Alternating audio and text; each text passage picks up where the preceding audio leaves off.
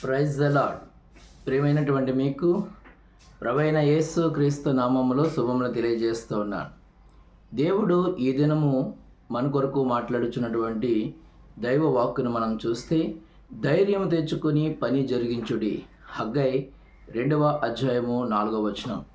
చూడండి, దేవుని యందు ప్రియమైనటువంటి వారలారా, దేవుని వాగ్దానం మనలను ధైర్యపరుస్తూ ఉండగా దేవునికి స్తోత్రం చెల్లించుదాం.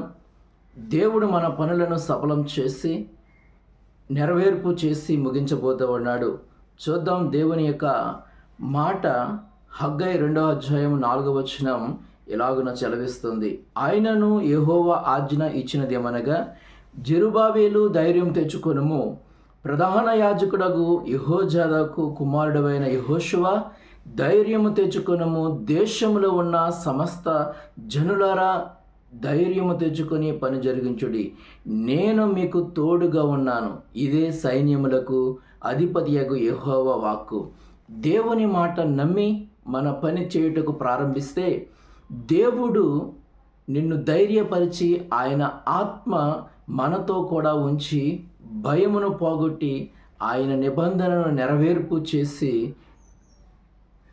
ఆయన నిబంధనను జ్ఞాపకం చేసుకుని మనలను గొప్ప చేయబోతూ ఉన్నాడు.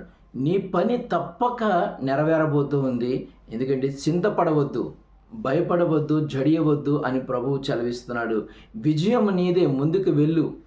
దేవుని ఆత్మ నీతో చెప్తున్నటువంటి మాట ఏంటంటే, భయపడవద్దు, నేను నీకు తోడుగా ఉన్నాను అని ప్రభువు చదివిస్తున్నాడు. నీవు తలపెట్టిన ప్రతి కార్యము, అది పనైనా ఉద్యోగం కోసమైనా మరి ఎలాంటి విషయమైనా సరే, అది నెరవేర్పు చేసి దేవుడు నిన్ను విజయ మార్గంలో నడిపించబోతూ ఉన్నాడు.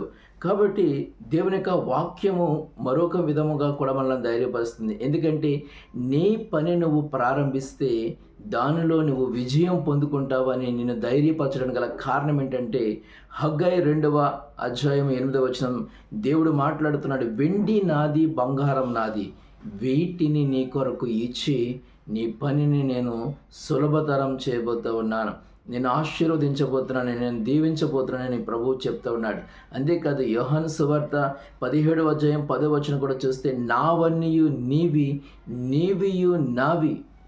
మన యందు దేవుడు మహిమపరచబడుతున్నాడు. ఎలాగంటే ఆయనవన్నీ మనకిచ్చి, ఆయన వెండి, ఆయన బంగారము మనకిచ్చి మన పనులను నెరవేర్పు చేయడానికి, మన అవసరాలు ఫిలిప్పీ 4:19 ప్రకారం మన అవసరాలు తీర్చి మనలను గొప్ప చేసి మనలను ఘనపరచబోతూ ఉన్నాడు. మన పనులలో మనకు జయం దయచేయబోతున్నాడు.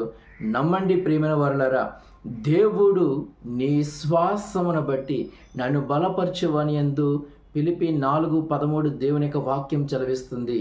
నన్ను బలపరచువని యందు నేను సమస్తమును చేయగలను అని ప్రభువారు మన గురించి మనల్ని ధైర్యపరచడానికి మాట్లాడుతున్నాడు. ఈరోజు దేవుడు నీ జీవితంలో అద్భుతం చేయగలడని, ఆయన నీ పనులను నెరవేర్పు చేసి నిన్ను గొప్ప కార్యములు చూడడానికి, నువ్వు పొందుకోవడానికి దేవుడు నీకు సహాయం చేయబోతున్నాడని నువ్వు నమ్మి విశ్వసిస్తే దేవుడి నీ నమ్మకాన్ని ఆయన బలపరచబోతున్నాడు.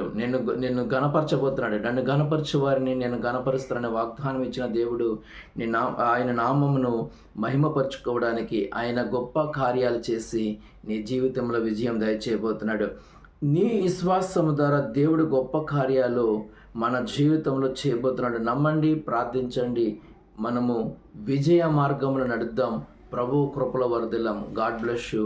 చిన్న ప్రార్థన మీ కొరకు నేను చేయబోతున్నాను. తండ్రి దేవా, నీకు వందనాలు చెల్లిస్తూ ఉన్నాను.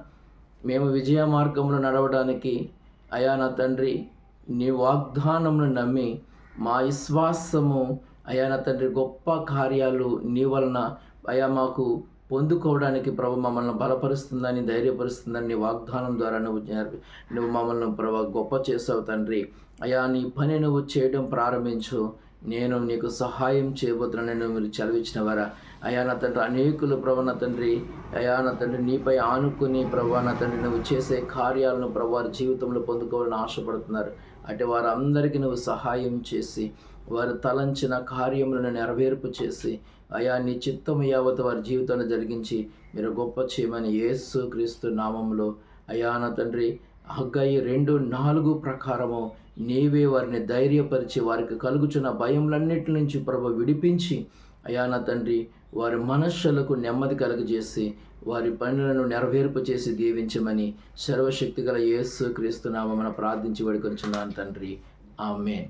God bless you. ప్రభు మిమ్మల్ని దీవించి ఆశీర్వదించి గొప్ప చేయునుగాక. ఆమేన్.